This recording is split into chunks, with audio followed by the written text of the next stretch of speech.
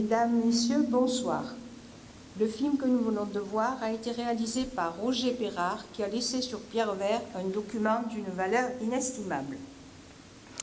À la demande d'André Turcan, mon père et maire de l'époque, il tourne en 1951 un film qui, avec les photos du secrétaire de mairie, Jules Imbert, constitue une mine de renseignements sur la vie des habitants dans le village, dans la campagne, à Sainte-Marguerite au moment des vendanges ou des pêches sur la lavande. À cette époque, Pierre Vert change de visage. Les équipements se créent ou se modernisent sous l'action du maire qui veut apporter au Pierre Verdant la culture et la distraction en organisant des expositions de peinture avec des artistes de renommée internationale ainsi que des bals, des brocantes et du cinéma. Pour ce faire, le vieux moulin de la Frache, salle actuelle de la Frache, est acheté par la commune et le premier étage est transformé en salle de cinéma. Pendant près de 4 ans étaient projetés toutes les semaines à Pierre Vert les films qui sortaient. Son témoignage est aussi important que son film et plus d'un au village se souviendra de cette période. Maintenant, nous allons appeler l'ensemble des élus à monter sur scène. Christian Lageste. Geneviève Albanga. Laurent Collin. Fabienne Crébaza. Jean-Philippe Fontana. Patricia Bourdin. Jérôme Chabert. Bernard Briffaut. Michel Chometon. Jacques Mariot. Nathalie Manin. Frédéric Or. Et André Mille.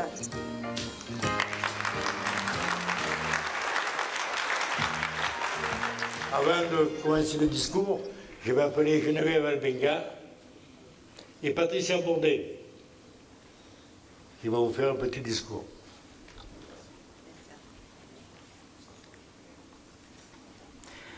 Mesdames et messieurs, bonsoir.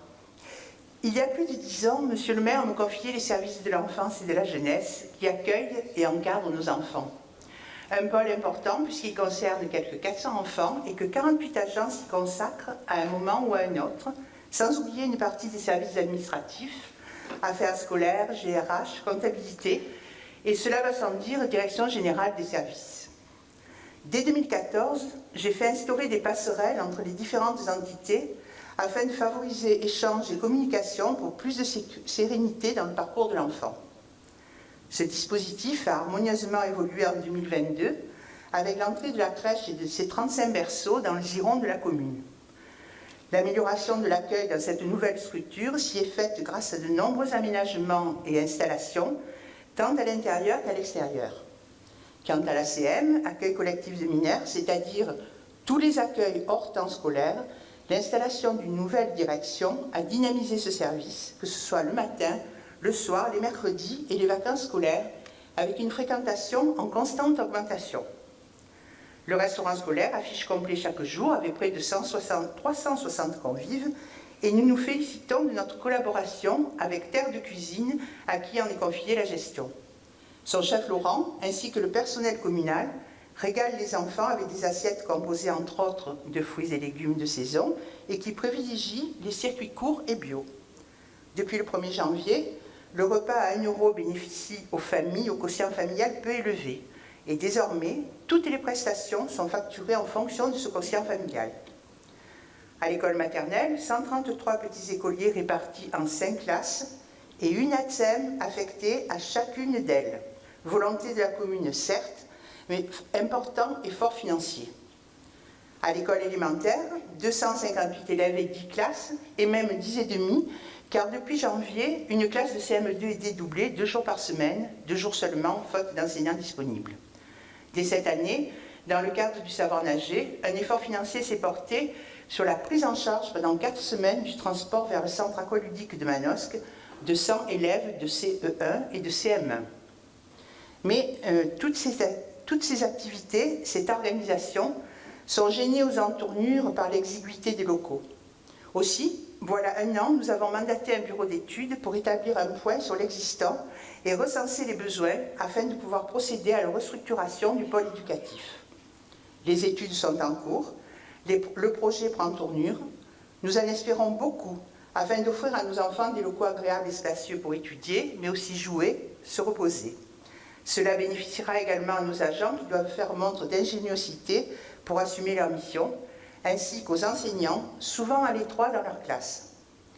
J'en finis en vous disant qu'avec l'aide efficace de 3 animatrices complices, nous mettons en place un conseil municipal jeune, et j'ai bon espoir que ce soit la jeune génération qui puisse vous parler de ces projets lors de la prochaine cérémonie des vœux.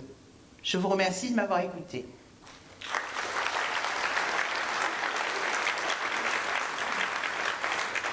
Madame Bourdin va à son tour vous dire quelques mots. Mesdames, Messieurs, bonsoir. En tant qu'adjointe, ma délégation concerne le Centre communal d'action sociale, plus connu sous le nom de CCAS, et je vais donc faire un zoom sur cette structure et sur ses actions. Le CCAS est dédié aux actions sociales et à la solidarité afin d'accompagner les habitants de la commune les plus vulnérables, comme les personnes âgées, les familles en difficulté et les enfants. Depuis notre élection, il y a 10 ans, nous accomplissons cette mission avec détermination afin d'instaurer une dynamique axée sur le bien-vivre ensemble. L'une des missions du CCAS concerne les demandes d'aide sociale, légale, et à ce titre, j'ai participé activement aux commissions de pilotage liées au programme de construction des logements sociaux dans notre commune. La création de la résidence intergénérationnelle Saint-Patrice en est l'un des résultats concrets. Aujourd'hui, Pierrevert dispose d'un lieu favorisant la transmission, la solidarité entre les générations et le vivre ensemble, dans un quartier en pleine évolution. Pierrevert s'implique dans la réforme nationale des attributions de logements sociaux. Cet outil porté par DLV Aglo vise à créer une grille de cotation nationale afin d'identifier les bénéficiaires. Cette avancée importante en matière d'équité nous tient à cœur. Le CCAS peut aussi instaurer les aides facultatives qui varient selon chaque commune. À Pierrevert, nous soutenons nos administrés avec des aides alimentaires, un soutien financier ponctuel, ainsi qu'une aide au chauffage distribuée aux plus petits revenus chaque année. Le CCAS met en œuvre des actions de prévention et d'animation tout au long de l'année. Il s'agit d'ateliers gratuits, jeux et partage, de loisirs créatifs ou encore d'ateliers dédiés au numérique, à l'équilibre, à la mémoire. Grâce à une approche ludique, il renforce les liens sociaux, préserve l'autonomie et stimule les fonctions cognitives. Ils sont très appréciés et connaissent de plus en plus de succès auprès de nos seniors. J'en profite d'ailleurs pour remercier Stéphanie Colombero, vice-présidente du conseil départemental, déléguée aux affaires sociales et aux solidarités, qui m'a précédée en tant qu'adjointe CCAS, puisque c'est elle qui est à l'initiative de ces ateliers. Un mot également sur les actions qui rythment l'année du CCAS, comme le plan canicule, mis en œuvre avec l'aide de Jean-Philippe Fontana, élu délégué au plan communal de sauvegarde. Les services communaux tiennent un registre des personnes les plus fragiles et avec l'aide de bénévoles, nous assurons la distribution des brumisateurs à domicile accompagnés de consignes de prévention. Un suivi quotidien est également assuré avec des visites ou des appels téléphoniques. Dans la même optique, nous sommes vigilants et réactifs en cas de déclenchement de plan grand froid. Le CCAS se mobilise aussi en partenariat avec les associations pour des événements tels que Octobre Rose et Mars Bleu.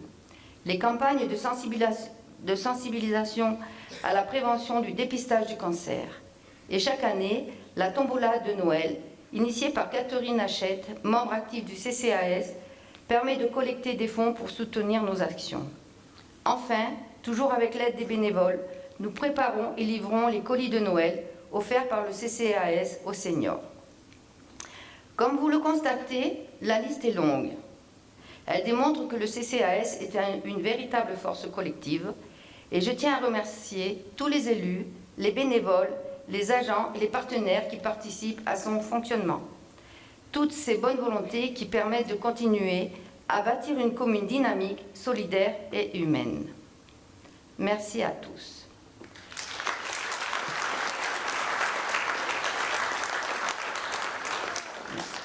Je vous propose maintenant de visionner un reportage sur la transition énergétique et climatique et les actions engagées par la commune.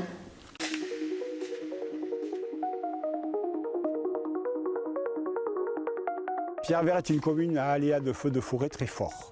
Aussi, la problématique du réchauffement climatique nécessite de gérer au mieux la sécurité des biens et des personnes. Donc, la municipalité a ainsi procédé depuis 2014 à la pose de poteaux incendie, 2-3 en moyenne chaque année. Cette année, nous avons posé 3 poteaux incendie, Campagne Saint-Patrice, Impasse Pierre-Ariès et Chemin de Montfuron. La commune continue à améliorer la sécurité incendie. Nous venons d'ailleurs de procéder à une tranche majeure de travaux avec la création d'une coupure combustible qui relie le nord du quartier Saint-Véran à celui de la Pinède. Ces travaux permettent de sécuriser plus de 450 habitations. Ils représentent un coût de 40 000 €, subventionné à 25% par le FODAC. Le contexte à risque était assez défavorable sur ce secteur-là, puisqu'il y avait une densité d'habitation importante, en interface avec une forêt majoritairement composée de résineux. Et donc du coup, tout départ de feu dans ce contexte-là aurait pu générer des conséquences assez importantes sur la forêt dans un premier temps, mais surtout sur l'enjeu humain, avec la pénétration d'un feu à l'intérieur des quartiers. Cette bande de coupure combustible, bande de débroussailles de sécurité, comme on le dit précisément, va permettre aux pompiers d'intervenir en sécurité. En complément, nous avons missionné l'ONF afin que leurs agents fassent respecter les obligations légales de débroussaillement qui incombent à chaque propriétaire. D'ailleurs, un courrier personnalisé a été adressé à chacun d'entre eux. Par la suite, l'ONF et la commune ont réalisé des diagnostics sur le terrain pour conseiller les propriétaires. La problématique du réchauffement climatique nécessite d'optimiser la gestion de la si précieuse ressource en eau. Aussi, la commune et ses partenaires, notamment la communauté d'agglomération DLVA Agglo, ont ainsi procédé à la réfection et au renforcement du réseau d'eau potable de la rue de la Bourgade, à la réfection et au renforcement du réseau d'eau potable des secteurs ouest, de l'Orée du Golfe au secteur ouest de la commune, ce qui a permis au golfe de Pierrevert de mutualiser la tranchée effectuée à cette occasion afin de se raccorder au réseau d'assainissement collectif dans l'optique de pérenniser son projet touristique. Et enfin, une demande de création d'un réservoir d'eau en haut de l'impasse des Genêts, au quartier Saint-Véran, apparaît aussi dans le PLU de 2017. Au niveau de l'enfouissement des réseaux, nous avons procédé au positionnement de candélabres LED moins énergivores avenue de la Vigneraie. Nous allons procéder à l'enfouissement très prochainement de la deuxième tranche de l'avenue de la Vigneraie, de la traverse des Terres Blanches et ensuite du chemin des Terres Blanches. Notre mairie ne correspond pas aux besoins actuels. Elle n'est plus du tout fonctionnelle, ni pour les administrés, ni pour les agents. Cette ancienne école, construite il y a plus d'un siècle, n'a eu droit qu'à une seule rénovation et extension, il y a déjà près de 40 ans. Pierrevert comptait alors 2500 habitants. Aujourd'hui, nous sommes 4000. Il est donc plus que temps de procéder à une rénovation complète, d'autant que ce bâtiment est une véritable passoire énergétique. Je suis très heureux aujourd'hui de vous présenter la rénovation de l'hôtel de ville de la mairie de Pierrevert. Nous allons travailler sur 4 volets. Premier volet, amélioration de l'efficacité énergétique du bâtiment. Nous allons revoir le système de production de chaleur et de froid, qui aujourd'hui est basé sur une vieille chaudière à mazout, va être revu par des pompes à chaleur. Deuxième volet, l'accessibilité PMR. Nous allons créer un ascenseur et un escalier en façade extérieure du bâtiment. Sur le troisième volet, l'accueil va être complètement transformé puisque nous allons transférer la banque d'accueil de l'autre côté du couloir et cet espace-ci sera beaucoup plus grand, beaucoup plus spacieux, beaucoup mieux équipé, à la fois pour permettre d'attendre dans des conditions beaucoup plus satisfaisantes et respecter un espace de confidentialité pour tous les actes civils que vous aurez à signer à l'avenir. Et enfin, sur le quatrième item, l'amélioration des conditions de travail des agents municipaux. Nous allons revoir l'ensemble de la distribution des bureaux avec des espaces beaucoup plus lumineux et autres améliorations de l'ergonomie des postes de travail. Évidemment, nous assurerons la continuité des services municipaux pendant toute la durée des travaux. Des bâtiments préfabriqués seront installés à proximité. pour compléter le propos sur la transition énergétique, nous avons ici un véhicule électrique. Ce véhicule a été acquis cette année avec des subventions de la région. Nous avons aussi 3 autres véhicules qui sont en livraison ou livrés. Et enfin, nous allons mettre des panneaux photovoltaïques sur la toiture du centre technique municipal. Et cette installation permettra à la fois d'alimenter nos véhicules et la consommation électrique dans les locaux. Et demain, de revendre de l'électricité au réseau Enedis, voire profiter de cette installation pour faire de l'autoconsommation collective. Nous avons lancé avec la commune un programme de micro-végétalisation. Ça a plusieurs vertus. Faire participer les gens au fleurissement de leur propre cadre de vie, avec un choix de plantes peu gourmandes en eau. Et la végétalisation urbaine permet aussi de lutter contre le réchauffement climatique. Face au changement climatique, nous avons tous une responsabilité et nous devons à ce titre avoir une action adaptée et vertueuse. Bonsoir à tous. Depuis bientôt 2 ans, j'ai le plaisir d'être en charge des associations sportives. Oui, c'est un vrai plaisir. D'abord, parce que ceux qui me connaissent savent que j'aime un tout petit peu le sport. Ensuite, et surtout, parce que chez nous, le mouvement associatif sportif est particulièrement investi. Et oui, c'est un réel plaisir de travailler à leur côté. D'autant que nos associations sont particulièrement attractives et populaires. On compte en effet 250 adhérents au foot, près de 300 au golf et on dépasse largement la centaine pour Vita Gym, Nature Bike, le tennis, le judo et je dois certainement en oublier. Ces chiffres placent souvent nos associations au premier rang départemental tant sur le plan des adhérents que des résultats. La collaboration avec les services municipaux passe par l'entretien régulier des infrastructures et à chaque fois que nécessaire leur rénovation. Clin d'œil pour le dojo, désormais climatisé, lumineux et européen, sachant qu'il est utilisé par Shindo 04, notre club de judo, mais aussi l'aïkido, la capoeira, Vita Gym, Kenshinkan, le yoga, la gym, sans oublier les écoliers. Un mot encore sur les infrastructures pour parler de leur disponibilité, avec à la clé le casse-tête des emplois du temps, mais un casse-tête que l'on fait tout pour résoudre afin par exemple de ne pas voir partir notre club de tennis de table. Et puisque l'on parle de bilan, je n'oublie pas les travaux effectués au tennis avec le remplacement de l'éclairage avec des LED, la rénovation du clubhouse et la création d'un local de rangement.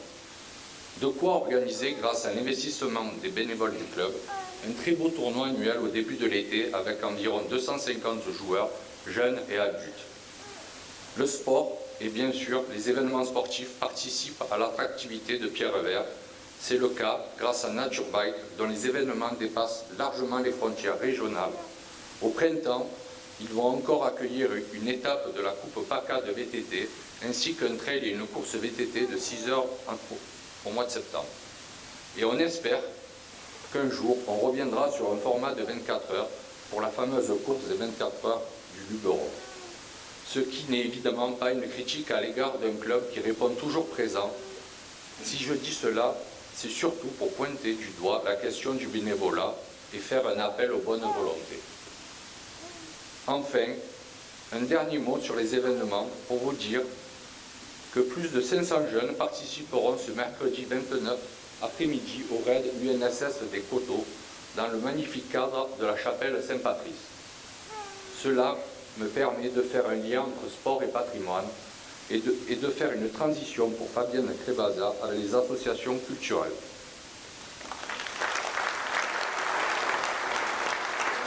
Bonsoir. Grâce à l'action municipale et à la dynamique associative, notre village est riche d'événements qui rassemblent.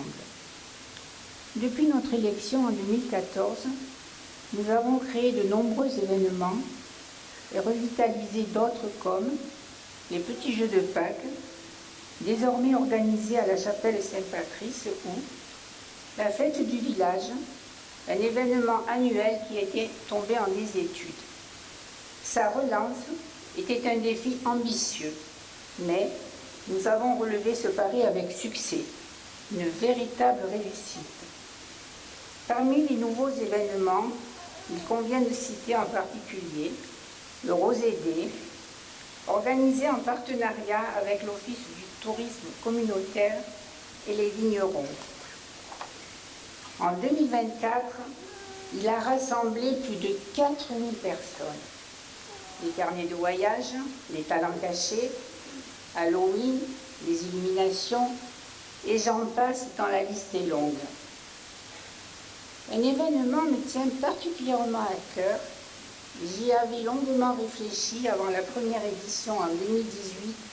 Ce sont les journées essentielles à l'occasion de la Journée des droits des femmes. C'est un événement chaleureux et fédérateur avec un accès gratuit à des programmes variés préparés avec les associations et les artistes locaux. Nous mettons à l'honneur une femme ayant marqué son époque. Cette année, ce sera Alexandra Davinel, une figure locale emblématique. Je vous donne déjà rendez-vous les 7, 8 et 9 mars prochains pour cet événement dans cette même salle. Impossible de ne pas évoquer l'incroyable mobilisation des Pierres Verdantes autour de l'initiative Ensemble habillons Pierre Vert. Pour la 4e année consécutive, arbres et mobilier urbain ont été habillés de laine aux couleurs de Noël. Grâce à des expositions, des visites et des animations estivales, ainsi qu'à l'occasion des Journées du patrimoine, nous avons redonné vie à 2 trésors locaux, la chapelle Saint-Patrice et le musée de la vigne et du vin. Il y a également les rencontres avec Palaya, la ville italienne jumelée avec Pierrevert. Tous ces succès n'auraient pas été possibles sans l'implication des équipes municipales, des bénévoles, de mes collègues élus et le soutien constant de Monsieur le maire. À toutes et à tous, un grand merci.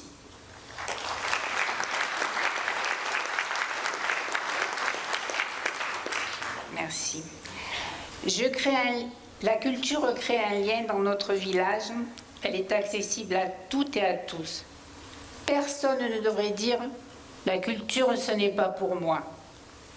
La commune et les associations offrent très souvent des accès gratuits à des manifestations comme la fête de la musique, les nuits photographiques, les illuminations, la nuit de la lecture, des expositions de peinture et de photographie, des conférences, scènes chantantes, pièces de théâtre, concerts et l'accès aux livres de la bibliothèque. Le film qui va suivre l'illustre. Il se passe toujours quelque chose à Pierrevert. Merci.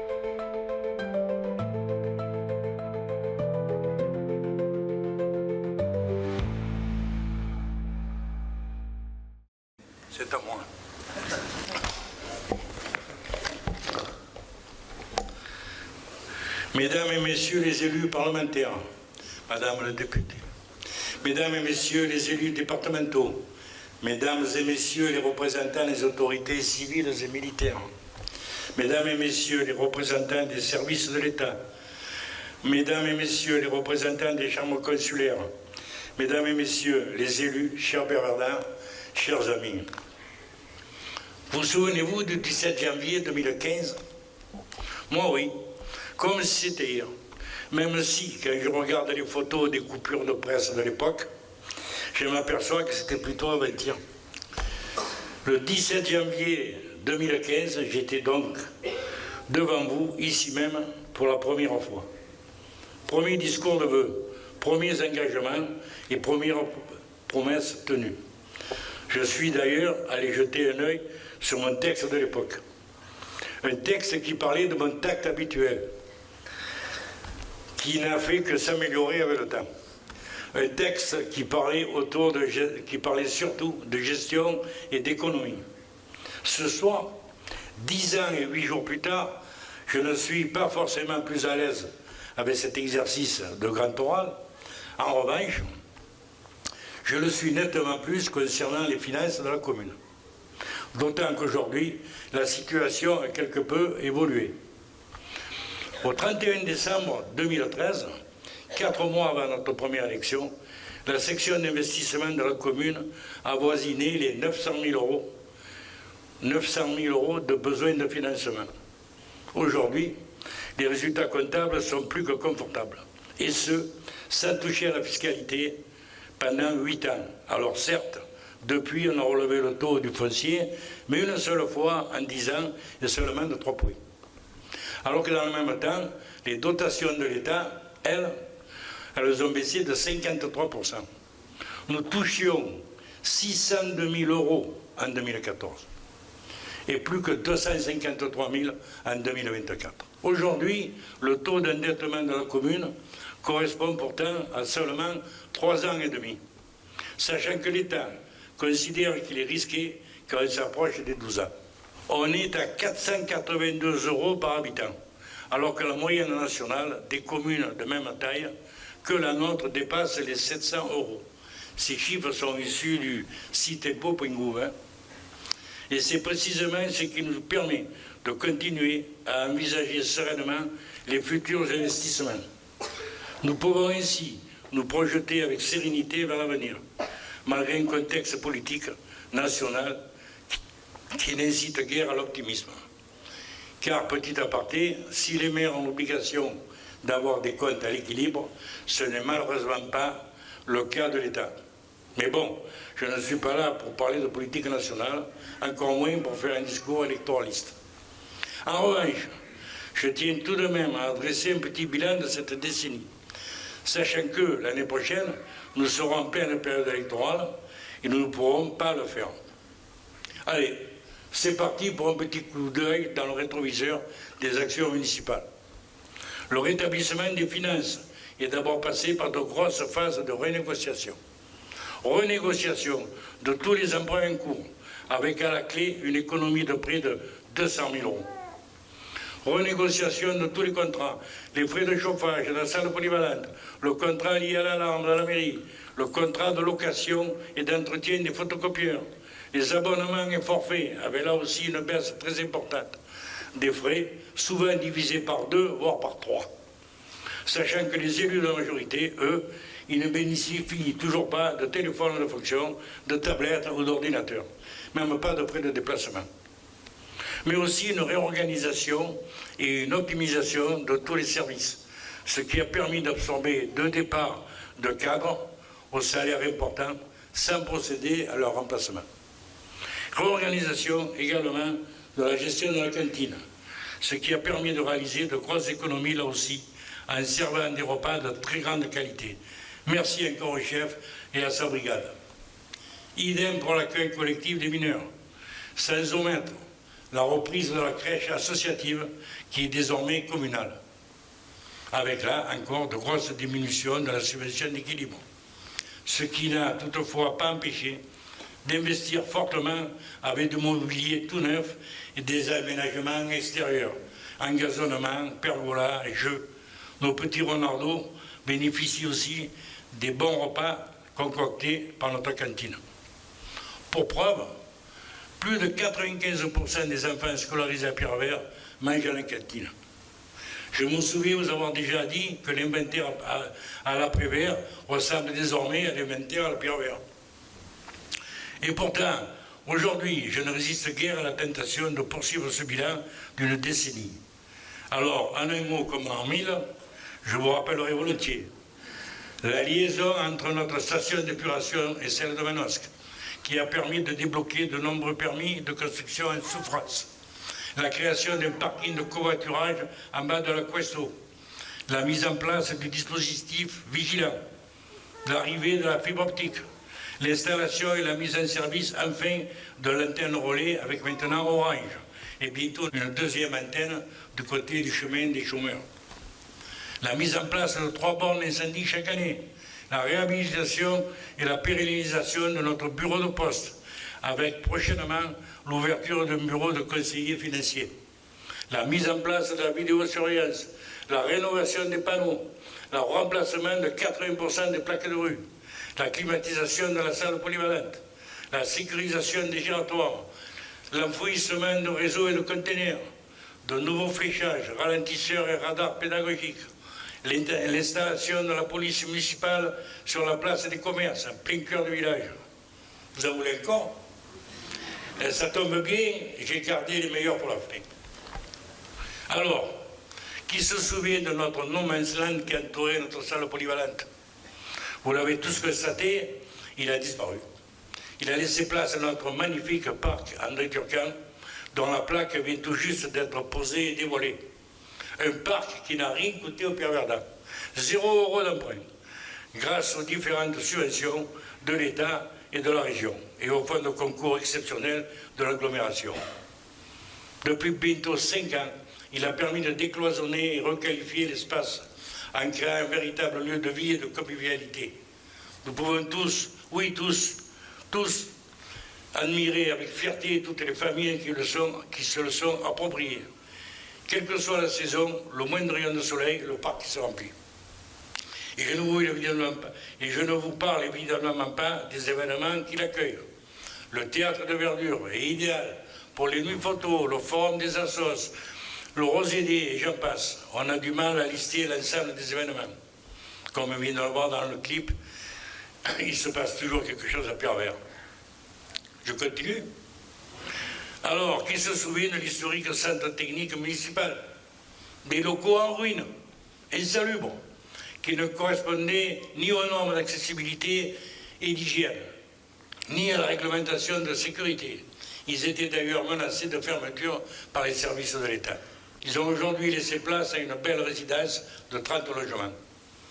Et toute l'encre que le projet de ce nouveau CTM a fait couler. Vous vous souvenez? Trop cher, mal placé, trop grand, positionné sur l'ancienne vigne.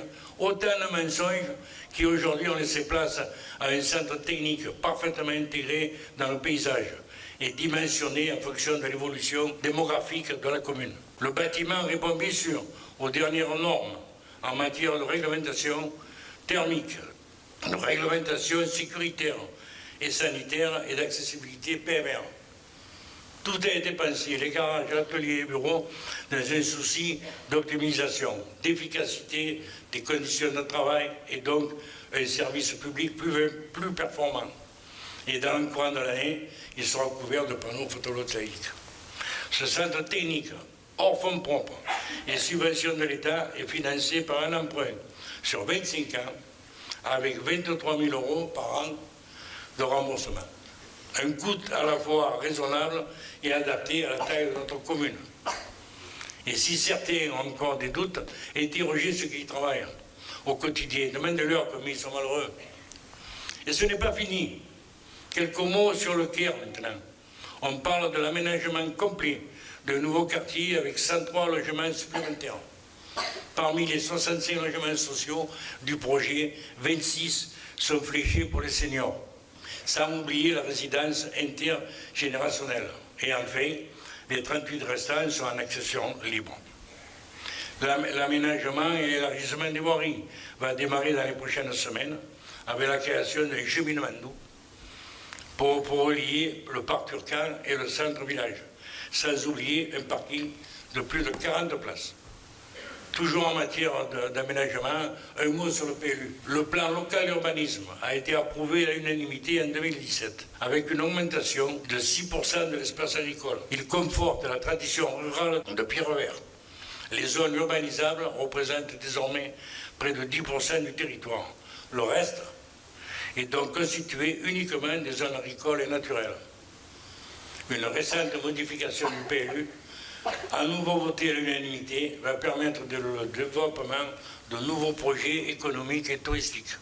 Il sera à nouveau amendé grâce au déblocage des zones de risque incendie, ce qui va permettre notamment d'avancer sur le projet touristique du Golfe avec une structure d'hébergement touristique et un équipement sportif et de loisirs haut de gamme. Cela va renforcer l'attractivité de notre commune tout en créant et pérennisant un bon nombre d'emplois. Au passage, un mot sur cette unanimité des votes dont je viens de vous parler à 2 reprises. Sachez aujourd'hui, on ne parle plus de groupe d'opposition au sein du conseil municipal, mais plutôt d'un groupe minoritaire qui est souvent force de proposition. Merci à eux. Allez, j'en ai encore un peu. Parce qu'en février prochain, il va y avoir le démarrage de nouveaux services au sein de notre commune. Je veux bien sûr parler du portage des repas à domicile. Circuit court, qualité, traçabilité, prix attractif. Ce service symbolise notre volonté de proposer le meilleur à nos aînés. Fruit d'une parfaite synergie entre nos services municipaux, le département, notre cantine scolaire et la poste. Le portage des repas s'inscrit dans la continuité de tout ce que nous avons mis en place depuis 10 ans. J'ai déjà tous les menus du mois de février et je peux vous dire que ça fait un vie. Et si vous avez bien suivi, vous avez sans doute remarqué que ce bilan se transforme régulièrement en annonce de prochains travaux ou d'aménagements à venir. C'est pour cela que nous avons lancé l'étude sur la restructuration du groupe scolaire pour se projeter sur les 30 ans à venir. Et enfin, je finirai sur notre nouvel hôtel de ville, ou plutôt devrais-je dire le vôtre. Vous l'avez entendu dans le reportage, la restructuration de ce bâtiment est plus que nécessaire. Et comme nous l'avions déjà fait pour le centre technique municipal, notre volonté est de préparer l'avenir. Pour cette restructuration, nous nous sommes donc projetés sur les prochaines décennies afin de passer d'une mairie obsolète à un bâtiment de service moderne et accueillant, aussi bien pour nous tous, les administrés, que pour toutes celles et ceux qui y travaillent au quotidien. D'ailleurs, je ne finirai pas ce discours sans un mot destiné à l'ensemble des employés municipaux. Et ce mot, c'est merci. Merci pour votre engagement quotidien au service de notre commune. Car toutes les réalisations que je viens de lister n'auraient pas pu voir le jour sans un personnel motivé, compétent et résilient. Parce que ça fait quand même 10 ans qu'ils me supportent. Moi et mon tact habituel. Un grand merci également à l'ensemble de l'équipe municipale, quasiment échangée depuis 10 ans. Et merci à tous pour votre présence ce soir et votre confiance depuis près de 10 ans.